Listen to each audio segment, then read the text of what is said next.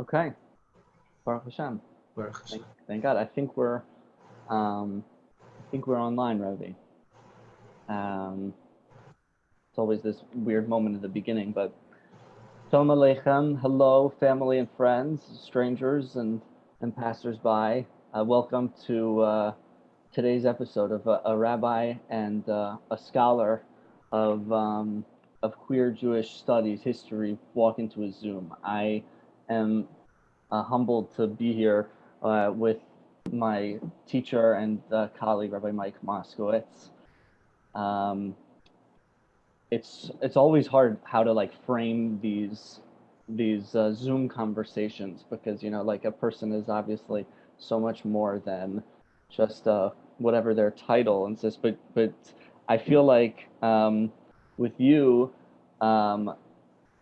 like there are so many different like seeming like oxymorons or in terms of the worlds that you like inhabit and have inhabited. So just thank you for being here, Rebbe. Thank you. Thank you very much for having me. I really appreciate it. As an introduction, why don't we just name what are queer Jewish studies? What do you mean when we say that term? It's a great question. This was a position that was created after I met Rabbi Kleinbaum, the senior rabbi at CBST, Congregation Based in Chastero. We met in the back of a police wagon when we were both arrested for civil disobedience in the U.S. Senate over DACA. And I had been working in a deli in Lakewood, New Jersey, because I had lost my jobs as a rabbi at Columbia and of the old Broadway synagogue. And was looking for work in this field. And so she was really generous with CBST to create this position where I work to provide resources, both within Jewish law and to provide language from within our tradition to support the trans and queer Jewish experience. Obviously, gender identity and sexual orientation are different. Who a person is when they go to sleep is different than who a person wants to sleep with. Someone who's asexual is not free from gender, and Judaism and certainly the Hebrew Bible use different verses to describe different aspects of those identities and the boundaries of which they're prohibited and they're permitted. And so part of this is really being able to show within our tradition, the rabbinical sources and methodologies, how we can be supportive of and celebrate people's identities and create spaces within our sanctuaries for people to be the most pronounced an authentic, version of themselves in relationship to God. So the work is very broadly around the trans experience in interfaith and interdenominational spaces, because there really hasn't been much produced historically, and certainly around the modern trans experience that gives language from within our tradition to support the struggles of today. And then within LGBT experiences is primarily limited to orthodoxy in the ultra-orthodox world, the Hasidic world, the Litvish world.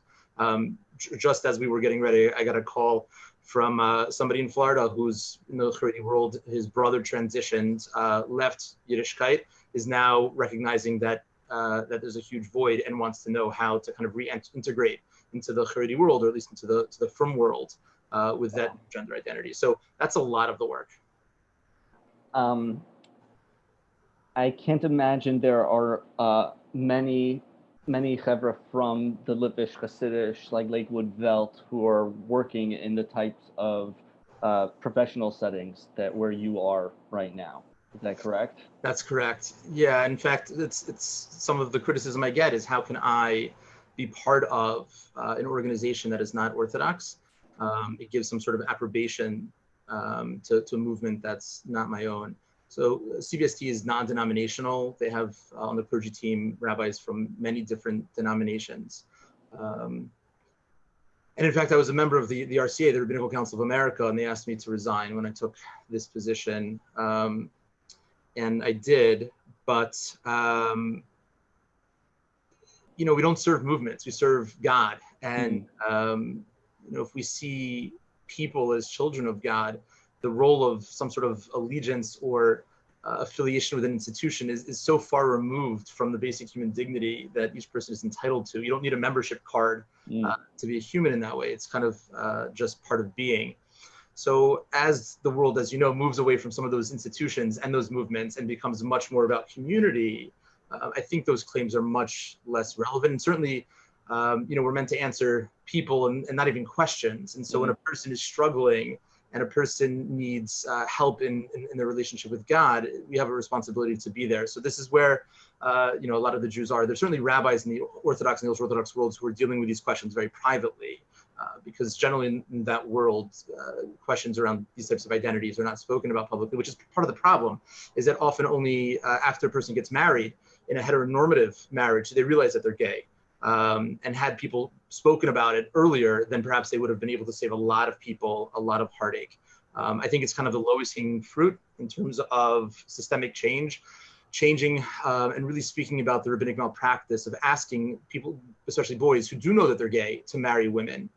Nobody would want someone they care about to be married to somebody who they don't find attractive. And so the fact that it's not about the particular person, but rather the gender, is something that needs to change. Many of the questions that I get from people are generally after the spouse finds out that they were unfaithful because they were cheating with somebody from the same gender.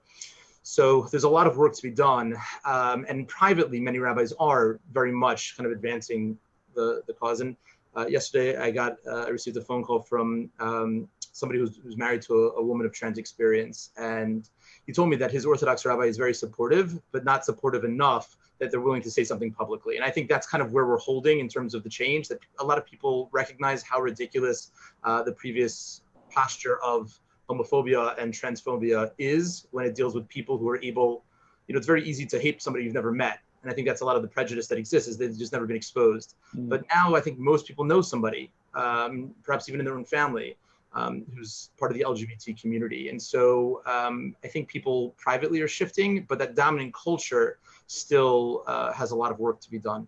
I'm wondering if you would tell us a little bit about how you got from your own upbringing to where you are today in terms of, the shift in your own religious thought and orientation. Sure, thank you. Borrowing language from the queer community, I was assigned secular. I grew up in Richmond, Virginia. In high school, I came out as Orthodox and then went on a right-wing trajectory for about 20 years. And it was only when I encountered people from the queer community that were very much part of my own family and community did I recognize how unfair Orthodoxy has been to them. Forcing people to choose between a religious identity and a gender identity, a religious identity, queer identity, when really only one of those is a choice. And recognizing the need to kind of expand the sanctuary to fit the contours of the lived experience of people very much motivated me to explore things that I had never even thought of. Since I was a kid, I never thought about my own gender identity, since I was told which bathroom to use. And when someone in my family said, I'm not a girl, I'm a boy, I just remember asking, like, how do you know? I know how I'm a guy, but it's not the same way. It's like, I just am. And it took a couple of weeks, and I was really blessed to have wonderful resources like Keshet and Joy Layden and other wonderful humans that were supportive of me. And I got to what I think is a relatively evolved space of knowing that I just don't know. Like, part of being cisgender is just having a limited awareness of gender to one's own body. And the trans experience is an awareness of gender beyond one's body. And when I realized that I was never going to figure it out, like I was never going to be able to understand, then it became very freeing for me, and then very generative. In fact, when the Torah was given, it says, the entire nation saw the sounds. And it always bothered me, like, why was synesthesia necessary to receive the Torah? And I think one of the lessons there is that the Torah is not just for my own lived experience. The Torah is there for experiences that I can't even understand. And so that's why it was given to everybody in that sense of unity, that we have a communal responsibility to provide for folks, even if it's not my own struggle. Justice can never be about just us. And so that kind of became the beginning of it. I gave a speech on Hanukkah. This past year was 3 years ago. And that was kind of my last speech, coming out very publicly as an ally to the trans community. And it did feel very similar to when I was 17 and was thinking about, okay, what's going to happen if I decide I'm not going to go to college, I'm going to go to yeshiva? What's going to happen if I won't eat in these places or hang out with the same folks? And I reached a level of clarity that, I felt guided by a pursuit of the truth, and it felt eerily familiar and similar at 37, 20 years later, when I really was thinking, like, how much precarity am I willing to take on to do what I know in my heart of heart is what God wants for me. And it was very much recognizing the consequences. I'd been warned. I'd wrote something, a private letter to a school actually in Memphis that was a Jewish school that was threatening to throw a trans student, and it got leaked, and my employer told me if I didn't stop, we weren't going to be able to continue, and I didn't stop, and they weren't able to continue. So it took a year and a half to be able to then find the job, doing this work. But I continued to write and publish, and I feel really grateful for the agency and the privilege that I have now to have the agency to do this kind of work. But I think at the core, it was always about trying to be real in relationship with God. I see very much religion as being in relationship with God. Judaism is, I think, the relationship that looks to the Torah to provide the details. But if we're not willing to create a space for people to be authentic and genuine in that relationship with God, then none of it's real. And so I think that struggle exists everywhere, whether it's people in yeshiva because society has forced them to be there. But whenever there's that pressure, it just removes the freedom of choice and will. And then from God's perspective, it's just not that meaningful.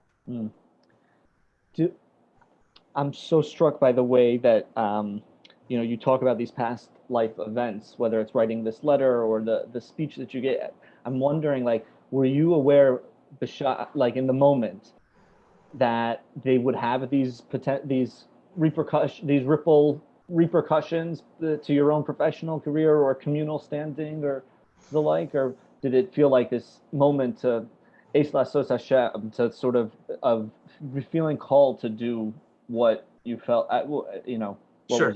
There's a great medrash that says there were 3 incidences in the Torah that had the participants known it was going to be recorded, they would have done it in a much greater, more embellished way. When Aaron comes out to meet his brother, the brothers of Joseph, and also with Boaz and Ruth, right? They all kind of underperformed. They did good, but had they known that it was going to be like, so that just always struck, like, my Rabbi used to describe it as background music. And he said, it's so sad that in our own lives, we don't have kind of a soundtrack to let us know when a moment of great significance is happening. And his shmooze, I remember, it made such an impression on me that I do kind of hear or try to be sensitive that this is a moment, and every moment can be a big moment. So I think I certainly did not think that I was going to be without a job as soon as I was. I realized that people were going to be upset, and that this was going to cause issues that I was going to have to deal with. But I didn't see it as a consequence that was going to have immediate ramifications, although I was willing, I don't regret it, and I was willing to do it even if that happened. And I also didn't think that the recovery was going to take so long. A year and a half is not a long time, but when you're working at a deli, and that's not what you want to be doing. For me, when I felt the urgency of trying to, change the world, I felt it took a lot of faith to think that there was going to be something else on the other side of that. And had it not been for, being arrested with Rabbi Kleinbaum, it's not clear to me that there would have been a different alternative than being stuck there. So I feel really grateful, and I've also surrendered. I've to the universe, to the Eibishter. I feel really blessed to have the life that I have and be able to sit and learn and be be in a position to feel that my actions make a difference. And so we do the right thing, and we have faith that we're going to end up in the right spot. So I think it was much more leaning towards having faith that I was going to land than having any sort of vision of how it was going to work out. I'm so I feel compelled to just say it because I'm having this emotional reaction of being grateful for your presence in the world, that you inhabit this unique space in so many different communities, and the notion that your mind was, we need people working in delis, but we also need people writing tshuvos and thinking about the issues of the day. So I feel so grateful that shidduch took place. I'm wondering if you would, I can't imagine many congregants at CBST refer to the shul with, how do you say, Beis Simchas Torah, can you talk a little bit about what it's like to be, an Orthodox man, a straight Orthodox man in that space? Yeah, I think there's a lot of parallels between, the identities. Religious identity, I think, is a great one. There are people who are not born Jewish, but they're a Jew by choice.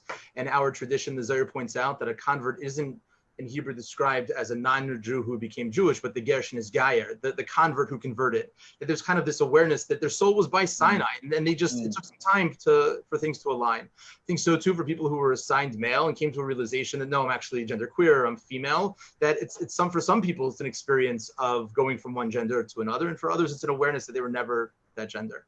So being straight and cis in a queer space, if queer means different, makes me a little queer in that space. So it happens to be that about 15% of the congregation identifies as straight. So it's a really wonderful, really diverse, very creative, very welcoming, deeply connected community. So I would say like the being straight piece is one part that separates me from the majority of folks. Although on the clergy staff, the assistant rabbi is straight, and we certainly have straight and cis folks. The not being orthodox is, I think, a different piece. That they've been beyond accommodating and making sure that I have hechsher food, and so even though their practice on Shabbos is different than my practice on Shabbos, they're very sensitive to and accommodating people in the way that they think that the individual believes that they should be in a relationship with God. What's also been really powerful is how many people there have roots in Orthodoxy, who were raised in Orthodoxy. One of the things that I love about being there is being able to experience and hear from people who have witnessed and experienced part of the experience of that systemic change. Just for context, when CBST started in the 1970s, there wasn't a rabbi or a Jewish organization or leader who publicly said that it was okay to be gay. And now, so people ask, like, when CBST started, how can you have a gay synagogue? It's an abomination. And now, in most of the Jewish world, people ask, why is it even necessary? Right? Because we've so moved beyond that, and now really Orthodoxy is that front line. So for people who to be in conversation with people who are at Stonewall, for people to be able to talk about that first person narrative of they were there, when the modern movement started. So one, to have the appreciation of how difficult that struggle was, and to have kind of, and this is the way that our religion often kind of frames memory, both about the bad and the good simultaneously, because it provides an appreciation of how bad it was and how good it is now by comparison. And so just to be able to be with people who understood, who really sacrificed, who really struggled, who were closeted because it wasn't safe, to be out at work, to their family, there were people who, and it's very triggering at this time of the pandemic, 40% of the congregation died due to AIDS and AIDS-related illnesses. And there were people parents who only found out that their child was gay at their funeral. So it's like a world that's very difficult, I think, for certainly non-Orthodox Jews who are young to appreciate the sacrifice and the struggles of those who came before. And it's also deeply inspiring because that is so unrecognizable to the lived experience of most young Jews today. So I think I feel really welcome and invited to share from my tradition, from the texts, from the rabbinic sources, which historically in social justice movements have been much more about action and less about learning and textual study, and as in some of the movements. But one of the things that's great about where we are now is that I think that pendulum has absolutely kind of swung, and now there's text-based learning in many places.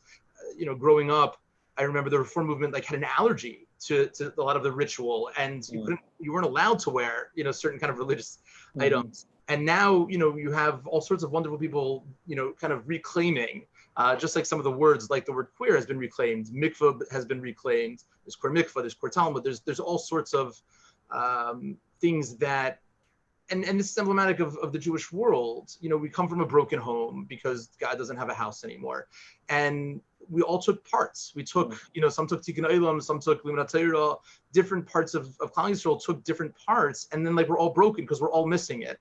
I mean, in yeshiva, we didn't learn dikduk, we didn't learn Hebrew grammar or the prophets because it was reactionary to the Enlightenment. And so there's all sorts of voids that are only healed through the reunification of our people. And I think that's what is so powerful about CBST. It's the place that you can come at the intersection of all the things where everybody is welcome. And it doesn't come to erase the differences. It embraces this commonality of individuality. And that's one of the reasons why it's so colorful. And it's a reason to celebrate. on one of the doors it says Evan Masu Habanim Haisadar Pina, which has been kind of resonated with the movement, that the stone that the builders thought was like repulsive, was not worthy of being part of the building, is now the cornerstone. And I think what speaks to me about the verse is that the stone didn't change. It's the same stone. It's a function of perspective, that society was able to evolve to be able to see the role that it plays. And CVST plays a really important role because it models what it's like to get together, even though we might not see the world the same way. Not everybody there believes in God. And every Shemona Esrei starts with at least 5 different gods, because it's my God and the God of my ancestors. And that's okay, because if we're each the result of our unique life experiences, there needs to be space for me to be in relationship with God in present tense, that from day to day it's a different dynamic. And it's such a it's such a unique chavrusa partnership, but that CBST feels like that CBST has taken with your work and presence there, and it's such a needed one in terms of, as you talk about the the interdenominational intersect, in terms of the shared Jewish experience in Davka, specifically for now in this time of the Jewish calendar approaching Tisha B'Av, as we're, I think, hopefully reflecting on some of those types of relationships. And yet I'm wondering if you would talk a little bit more also about, like, here we are, 2 white cis orthodox oriented straight men. If you would talk a little bit about what it looks like to be an ally, given your orientation and where you are. Thank you. I really appreciate that. So first, allyship is awkward. It's awkward in part because it's predicated on the world being broken. If folks were not being dehumanized, others wouldn't have to stand up. But I think you and I both early on reached a place where the silence was just more awkward. We cannot be quiet. And so, okay, so, and the good news is, and God forbid it should ever get easier, that I think most people realize that the awkwardness of a white person holding up a sign that says Black Lives Matter is now less awkward than not holding up the sign. I think that a lot of people have moved, that, like, if we're quiet because we feel like that's not my lane. So it's tricky, because what can be really supportive and validating, affirming to one, that same action can be traumatic to another. And so we have all sorts of principles of checking in, but it's a dance, and it's really tricky. It's unfair to ask those who are already oppressed and burdened to dig deeper, to make it easier for us to do what we feel called to do from this place of privilege. And at the same time, if we do it without being in conversation, then that's also contributing to microaggressions and the erasure. And so relationship building is really important, getting to understand folks on the ground and what that need is. But to kind of talk about it from the language of our tradition, I think the Hebrew word for ally, we translate as friend, but it's chaver. Chaver actually is a language of chibur. It's an attachment. The letter vav is the vav chibur. It's the 6th letter. It actually looks like a hook and gets its name from the hooks of the Mishkan, the vavi Mishkan, that connected the pillars and the curtains. It's the conjunction, and it's in grammar, it connects one and another, and it's the most vertical. It models showing up. And also within the Torah, it actually, I think, models, it has at least 16 different modalities. But, like, for example, when God says to us, Kadeshim Tiyu Ki Kadesh Ani, that we're meant to be holy because God is holy, the word for holy there by God has a vav, but with us it doesn't have a vav, because the voice of an ally is a different voice in that first person narrative. So in short, the idea of, something that's mechuber l'karka, it's attached to the ground, and author is mechaber because they attach words and thoughts and ideas to paper. The goal of the ally is to be there to support those who are being marginalized, those who are being dehumanized, those who are being oppressed. There's a great observation that's made that the mystics see that the world was created through speech. The first verse is Pars Bereshis Elohim said, in the beginning God created the Hebrew alphabet. God said, and there was. And so we see the words in Hebrew as representing the essence of something. And so the rabbis point out that it's interesting that the word for life, vitality, soul, spirit, neshama has the same letters in the same order as the word, right? Neshama and neshama, one meaning barren and desolate and void. And so one has a kamatz and one has a pantach. So what comes out is The vowels are the same. It's just that one has a vav offering a little support. The difference between a person who feels completely isolated, alone in a desert, barren, desolate, and void, and the person who's filled with life and vitality is just that little bit of attachment. They're not alone. And so when I think about allyship, I think it's impossible to separate it from our relationship with God. When the Gemara says, with the story with Hillel and the potential convert, what your friend doesn't want, don't do, Rashi there says that that's God.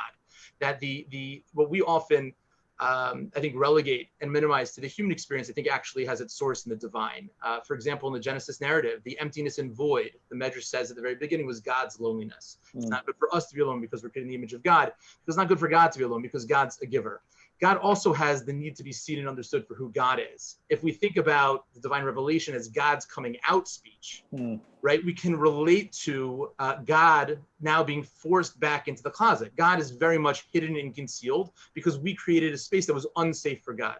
Meaning just 40 days later, after the giving of the Torah, there's the sin of the golden calf. And the first of the 10 commandments where God says, I am Hashem your God, like, let me tell you who I am. Just 40 days later, we're serving this false God, and God's like, I don't understand. Like, what was complicated? I told you who I am. Why didn't you believe me? And through the interpersonal relationships of sinas chinam, of blatant hatred, when we dehumanize somebody, we also take the godly spark out of them. Because what makes somebody worthy of human dignity is because they were created in the image of God. And so when we dehumanize somebody, we deny God's role and God's identity, because we each are a reflection of the divine in a unique way. And so the reason why we don't have a house anymore for God is because we weren't able to get together as siblings. So to say that differently, if we want to be able to have a relationship with God as a parent, we need to love all of God's children as our siblings. And that's just something that in this world right now, I think it's the worst it's ever been. We can't be even in conversations with people who see the world differently than we do. It's such a powerful charge, Rabbi, and especially for this moment. And I'm thinking, I'm wondering if there was a moment for you where that marks like a shift in your own thinking, in your own frame, like relationship to these issues. You talked about the sort of the public choices that you've made, but I'm wondering if you would take us internally, if you're comfortable, of where did it feel, when did it feel like this wasn't just about, the other, but this felt like this was also your fight? So I'd say that there are probably two moments. One, I was young. I was still a teenager. I was in yeshiva in Eretz Yisrael, and the mishgiach of the yeshiva gave a shmuz Leil Shabbos, where he spoke about, and this is like in an ultra orthodox, place. He talked. I remember it so clearly. He talked about a kosher type of egalitarianism, and it stuck with me. That he said there's a tells and there's bells and there's a lot of different ways. There are many different ways to reach God. But I remember it was around Shavuos, and that year there was going to be some sort of pluralistic davening going on at the Kaisel. I think maybe folks from the conservative yeshiva, some non-Orthodox entity was coming. And we were also planning to go. And there were going to be protests, as is the custom of people there. And he gave a shmooze ahead of time to teach us how we're supposed to behave. And he said, as much hatred as we can have for the ideas, and as much as we can think that it's heresy and all the things, our love for them as people, them as our siblings, has to be greater than that. We have to love them more than we hate the ideas, and that it's okay to hate the ideas and to fight. And in fact, the Talmud is filled with fights on every single page. And the stakes are high. We want to do, the divine will. But that it made such an impression on me that we have to love them as our siblings, because you can fight with your siblings, but like they're your siblings. So that was a huge moment for me, that as much as there's this infighting, like, we're family, and family's family. And then I think for me, when it was with my family, there's a great proof text that says about Joseph that his brothers saw him from afar and they sought to do him harm. From afar, it's much easier because you're detached. It's one of the reasons I think in the last 50 years, people have observed that there's been much more progress for LGBT equality and rights than for racial equality, in part because you can get to know somebody before you see before you necessarily know their gender identity or sexual orientation, where the color of a person's skin presents more immediately. And so when you get to know somebody, it really does change. And just, in my life, the people in my immediate family, my experiences, I feel very much that the kind of the theology of a hashgacha pratis maximalist, that really no blade of grass blows unless the divine will decrees it, has always given me comfort that nothing is random, nothing is ownerless, that everything is where it belongs. There are no extra people in the world. No experience is free from lessons for us to learn. And I feel very much guided by God, and that although it has not been easy and there's no shortage of difficult moments along the way, I do believe that they've led me to this place because this is the work that I'm supposed to be doing. And so really having faith, or rather seeing faith as a call to action, that because we believe, and that's actually why in the prayer of Magen Avram, the blessing that God gives to Abraham to be a shield is only after the war, right? Which is really right. If you want God to protect you, it should be before you go out to fight, not after. But I think that the message there is that if you're willing to see God as a shield, you can go out and do the right thing because you're in partnership with the infinite source of the universe. So what are you afraid of? So, and I think that's on some level the shift that needs to happen within Orthodoxy. After World War II in particular, there was such a fear of everything being lost. But now, the ultra-Orthodox world, the yeshiva world, is doing really well in terms of its numbers, in terms of its, and those boundaries have never been as porous as they are right now. And it's a unique opportunity to try to find that balance between not shifting the tradition, but very much applying it to to change the reality, to the topography of today in present tense. I feel like that's a helpful transition also into what I wanted to ask you about next, which is your book, and how you, which is called Textual Activism. So in the same way we explained what queer Jewish studies, can you explain what you mean by textual activism?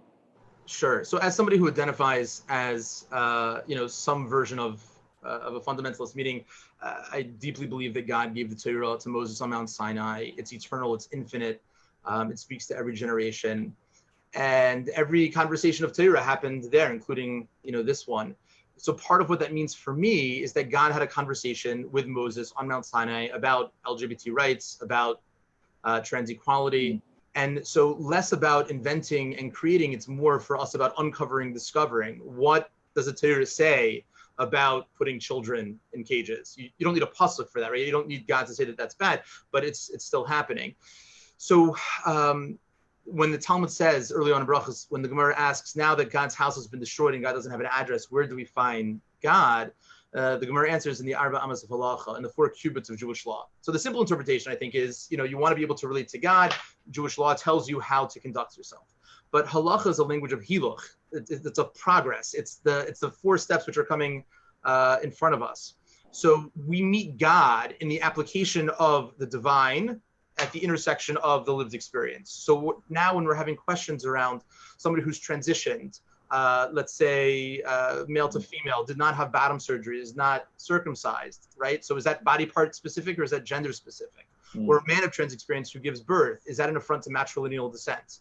So in that place, I think we're able to really meet the divine in those Arba Amas of Halacha, the questions of Jewish law that are the ones that are in front of us. And so the book is really about bridging the rabbinic sources, free from a lot of the political kind of discourse of today in terms of seeing it from a lens of homophobia and transphobia, because the issue has never been the verses. The issues have been people's perspectives. And so in the book, I talk a lot about, some of the experiences I have when I was speaking to my Rabbi in yeshiva. And then in the space of Jewish law, they would offer rulings, but then when they were applied, let's say in a synagogue, the rabbi would say, yeah, but this makes people feel uncomfortable. And people evidently are just those of privilege and entitlement. And it became really clear really early on that this is not about God, it's not about the Torah, it's about people. And people within our religion, right, they are not fallible. They're not infallible, they're very fallible. And so part of it is just kind of reclaiming the tradition free from those things which are divisive. And the good news is that really there are rabbis, really great rabbis of our generation, who recognize the need, especially around trans youth, to use gender affirming pronouns, to use gender affirming clothing. And it's just a matter of time before the world has evolved enough that everybody knows and loves somebody of trans experience, that I think a lot about planned obsolescence in this job, that I really hope that soon it won't be necessary, and it certainly won't be necessary for me, because there'll be somebody of trans experience or genderqueer to be able to do this work. I'm like, and who's the audience for when you write, for when you're writing? Are you thinking of people of your community? Or are you thinking anyone who's maybe curious on Jewish perspectives or halachic perspectives on some of these issues? Like, or who did you write for when you were sat down to write? So I don't necessarily identify as a writer, even though I write quite a bit, in part because I don't necessarily think that I'm particularly good about it, but I do have a lot of thoughts. And so a lot of the writing is really just, I believe if a person has a thought and it's there, it's like go out into the world. And so I write to get it out and so that it's out there. I hope that it's persuasive for a certain audience. There's a lot of hypocrisy in religion. We're all suffering from the trauma of religion. Religion is powerful, and it was meant to be a container to provide scaffolding to help support a person in a relationship with God. Very often it comes to exclude people. This is not just about Orthodox, it's not just about Judaism. It's just with that power comes all of the negative things that can come with it. So part of it is meant to be persuasive, to tell people, like, if this is really about a verse, what about all these other verses? And to point out the inconsistency. Showing the hypocrisy, I don't think is helpful in trying to persuade somebody's mind. Like, God forbid, there's somebody who's a Holocaust denier. Showing them one more piece of evidence is not gonna. But for those people who are really curious and are like, hey, I would be supportive, but I just show me the math. So I think showing how within rabbinic literature we can really support this, and it's like I think it's compelling. And in that space, it's been there's been an audience in like evangelical and Christian fundamentalists, particularly around the biblical prohibition of wearing misgendered clothing. Right, there is a biblical prohibition, lo sobash, a man can't wear a woman's clothing. And within the trans community, I think there are a lot of ways of answering this. Someone who's trans is not right, is the gender in which they identify. But Rashi's position, for example, is that the word toeva, abomination, is actually a condition of the prohibition. That it's only when a person is wearing misgendered clothing in order to misrepresent themselves that's most analogous to a person dressing up as a doctor when they're not to gain access to patients. So that's icky and shouldn't be done. We can understand there's a biblical prohibition, as opposed to wearing gender-affirming clothing, which is really letting the world know who a person is. So those types of articles have been widely shared in non-Jewish spaces. And I do get questions from pastors all the time, like, well, what do you do with this verse? And it's always interesting to me because, well, what do you do about eating pork? Or what do you do about, like, there's a lot of verses that, and I think one of the things that's also really important to remember is that the Reform and the Conservative movement, not that long ago, were writing about all of this in a context that's very different than the way they describe it today. And that was also putting emphasis on selective verses opposed to other verses, that society had evolved in their minds on going away from certain verses, but these verses stuck. So that says much more about the person than it does about the role of verses in scripture in this era. So, and I also, whenever I write, I have in mind that, closeted, trans kid or, queer kid who feels like God made a mistake, or how could they pray to a God who created a world that doesn't, that's not including them? And thank God, I mean, with technology and especially with the hate mail and the articles that are written against me, there's always a huge spike when somebody writes something in opposition of people reaching out, because the reality is that there are queer folks everywhere. And if you don't hear about it in school or in yeshiva or from your parents, but you read the Yated, so now because of the Yated, you know that there's somebody who you can talk to. You mentioned in passing the sort of the vitriol that gets sent your way. I'm wondering, what type of like emotional or spiritual toll that takes on you. Do you see it as a distraction? Does it, to the extent that you, that you're comfortable sharing, you share your Torah, your voice in a very authentic and vulnerable way. So I'm wondering what that experience is like to then hear the response in that stark language. So to be really honest, things that come from people who I've never met It feels separated enough. And especially the first article that came out against me in the Yatzed, the person was so ill-informed about the issues that it became actually really helpful. And I did like a Facebook Live video. I think we had like 15,000 people watching because he claimed that I don't know what his words exactly, but it was something like, I encourage people to cross-dress it in illicit relationships. And it was clear that he had distilled gender identity, sexual orientation, and he hadn't read like the articles that he was claiming, that he had mentioned there. And so it became an opportunity to say, like, this is the problem. You have people who have a platform, who have a voice, who have a title, and they're talking about things that they don't know about. And you can't paskin a shayla until you know the mitzias. You can't answer a question in Jewish law until you know the reality. So, you're talking about an experience that you know nothing about, and that's why you're getting it wrong. And that's why, so in that way, it was actually really, really helpful. When I wrote an article about homophobia as the real abomination, he wrote another article in response, and he tagged mine, which I thought was great, because if you read them both, I think an informed reader can make their own decision. So in that way, but I've lost friends. I've lost people that I love, that I care about, who feel like it's too painful, it's too complicated. I have Rabbeim who won't speak to me. I have many Rabbeim who do speak to me and encouraging me. But I have some and that's been really painful. That's been actually really, really painful. Razam Nechemia Goldberg wrote a letter against me, saying that it's a mitzvah to stay away from me. And that wouldn't, and of course that's upsetting, but because he never spoke to me, and because I don't know what he was told by somebody who heard from somebody or something. So that just feels all very disingenuous in terms of the process. But I think it's really helpful in forcing a national conversation. It's so bad in many places within the ultra-Orthodox world that if we just talk about the reality of what the rabbis have done up until now, I don't think anyone can say like we got it right. And so I'm also open to saying, okay, so what can we do to do this, to do better? Do we believe that there's a prohibition in just being? Is there a sin of just being? A person says, listen, I'm attracted to, I am. Is that prohibited? I don't think that's prohibited. I don't just think there's such a thing. So, and if that's, there was just a big vote yesterday around conversion therapy, right. And that's great news that it's a first step. But I don't think you have to be that big of a chacham to see that those people who are really the experts have themselves been outed as queer and closeted. And so it's traumatic, it's horrific. And over time, as we get more information about, all of these things and we try to understand it a little bit better, I have no doubt that the world will get there. And it's sad that it's taking so long. But, I worry about much more broadly the inability of folks to hold the complexity of relationships, because that also affects our ability to ascertain the truth. When we're only willing to listen to people who already see the world the way that we do, it just flattens the depth of the conversation. Maybe this is also an opportunity to talk a little bit about a book that you have in the works, or that's supposed to come out, please God, in the near future. Can you tell us a little bit about that? Sure. The next project is called Graceful Masculinity, and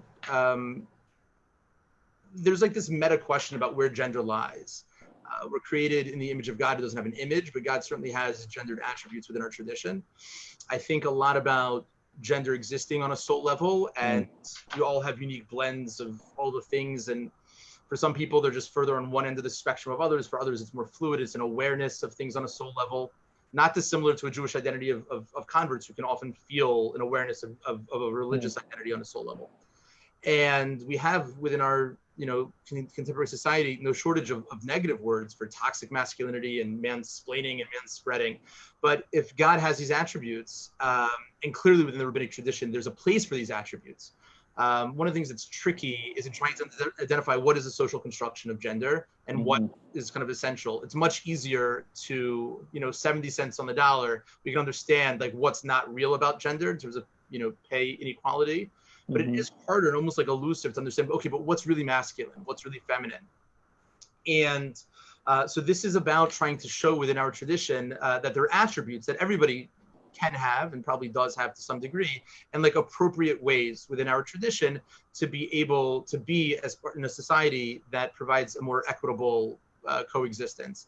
So it takes one verse from each of the parshas, and I've been publishing many of them as articles on the Parsha, actually through the Das Institute at Brandeis. I've published a number of them, and also through other platforms by it. So that'll, God willing, be out. And but really, it's meant to be a discussion. Each kind of essay has 4 questions, because one of the things that I've found in my own kind of exploration as somebody who's never thought about gender, and certainly not is not the most aware person.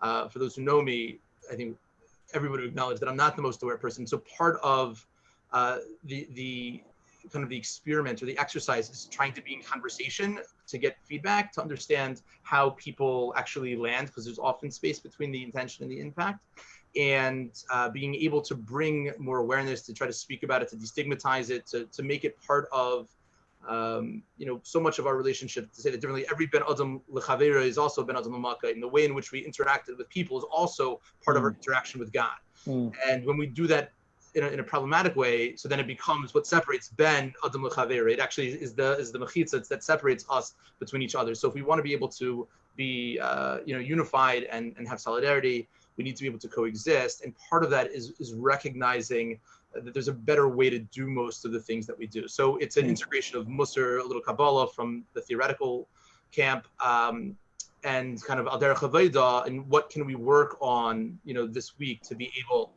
to be more user-friendly in the universe. I'm so looking forward to reading it. It feels like a whole new body of work that is desperately needed. And I saw in the chat, someone just clicked a link on Amazon to purchase your textual activism, and I hope that this work continues to, the spirit of being Marbitz Torah, like that that it should only continue. You touched upon this earlier when you were talking about what's going on in this current moment, but I'm wondering if you would talk a little bit about what it's like to be to be working at CBST and to be working in a shul in the context of a pandemic, and just a little bit of what your work has looked like given this crazy new reality we're finding ourselves in. Yeah, it's certainly a very difficult and challenging time for everybody. The world feels just heavier. I think for people who don't necessarily experience oppression, feeling the default of just like an extra layer of heaviness is actually helpful in understanding that people who on a good day in the world feel this exponentially from just being like the world's heavier for them. So I think that there's in terms of trying to connect to some of that, but practically CBST is, it's a robust, really creative staff. And so they've moved a lot of it online. They've done a lot of wonderful work of connecting congregants with each other. They've divided kind of the entire membership among people to check in with each other, create buddies. They've have virtual dinners, where people are able to still wear their yoga pants, evidently. I don't know what those are. I've never had one. From what I hear from people, it's like it's the thing to do that you can wear yoga pants all the time. Right. And it's also been really hard in terms of funerals. I did the funeral for somebody who was in the ultra orthodox world, was closeted, had 2 different lives, and there were, I think 10 people were allowed to come, and so these chassidim came, but I knew him from another world and his family there, and it was really painful that here in this world, things are compartmentalized. It's one of the ways in which we're more complicated than God, and that we've got these different, where God is just one. And there was something about that funeral and officiating it, that his soul was going back to its source, which doesn't have these divisions, that doesn't have this isolation, that doesn't have the unholiness of separation. Separation in our tradition is deeply unholy. And so when the world is just separated because of this pandemic, we need to double down in creating ways for people to feel connected. CBST has done a phenomenal job. Their services around, Rosh Hashanah, Yom Kippur in general through the year are kind of a place where people who maybe don't come to the synagogue that the rest of the year are coming. And so they've been putting in a lot of effort to make something extraordinary happen this year to be able to connect people. But it's hard. It's really hard. I mean, it's hard. Such a powerful image and story, the way you describe officiating for this person who's closeted and his community not knowing, and then you knowing and being there and guiding in that way, and it strikes me as such like an example of all that you represent for so many different people and the different worlds that you intersect in and dwell in. I guess I'm wondering, like, do you feel like you have, you know, and my sense from you is that you're able to find, not, I don't want to say like similarity where others see difference, but or common ground. But I'm wondering, like, where you go for your own spiritual respite and restoration, or is it that you do find it in the different communities that you intersect and interact with, or is there a place that or space, that's just yours for yours and Kadosh Baruch Hu? You could let us into some of that, your inner avoda there. Sure. So first, kind of the external. There's a lot Yeah. of good in a lot of places. It's like Bayer. You got to take the good from the other, Mm-hmm. and there's a Mm-hmm. lot of good in a lot of places. So I feel really lucky to be in conversation with so many different folks in different places, because they're nuggets and they're things that you can harvest and excavate, and things that you never would have seen had you not been in that context. So I feel nourished by the collective in that way. But I think internally, Baruch Hashem, I learn, and I sit here and that for me is kind of the biggest escape. I was just doing this morning. I saw for the first time, in the famous psalm from King David, that even the valley of the shadow of death, I'll feel no evil, Kiata Imadi, because you're with me. And Imadi is the same letters as Mayadi, like my festival. And it's the first time I ever realized that those letters are the same. And it kind of speaks to the ability to feel even festive. And not alone, even if it's just you in the valley of the shadow of death, because person is with God.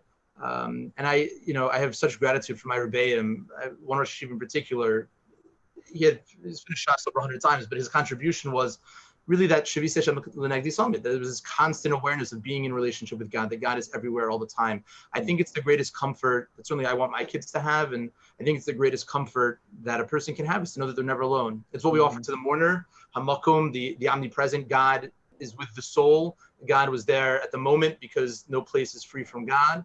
And there's something really compassionate about feeling that kind of maternal aspect of God.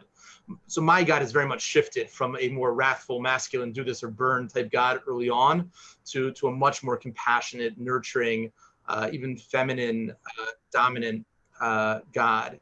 And I feel really very much in partnership. And I feel that as broken as the world is, we broke it. The world that God created at the very beginning was perfect. There was no death, there was no suffering. It was literally the Garden of Eden. And God said, no, we didn't listen. And we're still struggling to fix it. And so if we look at the brokenness as an invitation, as an obligation to step up and fix it, then we're really just following the model that God did. At the very beginning, God responds to that emptiness and void by saying, "Ye or let there be light." And so that's what I see. Each one of us, each one of us is a candle of God. And so we're really obligated to like obsessively think about, what do I want my candle to be? Where in the darkness do I want to stand? And if a person feels like they're going out, I think deeply that the best way to try to cope is to attempt to affect change. If a person is being poilet, you can't be boileo, right? If a person is giving off, it's difficult to absorb. So it's not always easy to sustain, and we're all human. But I think in terms of, how are we supposed to get by? We get by doing everything we can to make it easier to get by. And that is by actually trying to have real change. And so when we're able to find insights that provide an outlook, when we're able to learn more that help us like kind of visualize a more ideal world, and then we can narrow the space. We're meant to be Talmidei Chachamim. We're meant to be students, practitioners of the wisdom. The more we learn, the more we can have a vision of a better version. And then hopefully, it's a religion of action. We're meant to get out there and do the thing. And that's part of the textual activism, translating what Hillel says, go and learn, like go get that learning out in the world, in the world of action. Amen. I feel like that's a perfect place to sort of pause and interrupt. Thank you so much for being here and lending your time, and for your breadth and depth of knowledge, and for your activism, for your avoda, the work that you're doing in this world. Very grateful to you, Rabbi. Thank you very much for the invitation. It's always a pleasure. And where can people go to follow, if they want to like keep, besides textual activism on Sure. Amazon? Where might people go to find more about your work and writings? Yeah, so I have a lot of articles on RabbiMikeMoskowitz.com. There's an article section. There's probably 70 or 80 articles there, and there's some videos. But there's also a way to contact me if anyone has any questions or wants to continue the conversation, or is looking to try to expand resources. At this intersection, CVST has been really generous in offering support to try to be able to produce material, for the greater good. Thanks, Rabbi. Thank you so much. Take care. Stay safe. Bye. Bye-bye.